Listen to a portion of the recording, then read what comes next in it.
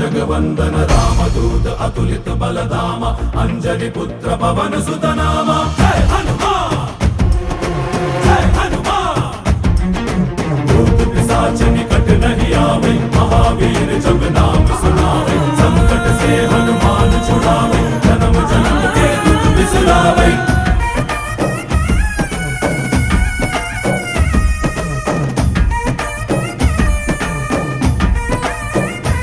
ಓ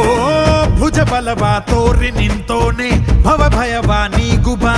जय शिव रूपने बजरंगी जय जय भवतारक बजरंगी ನರ ನರವು ರಾಮ ಎಂದೋನೆ ನಿಜ ಗುಣವ ತೋರುಬಾ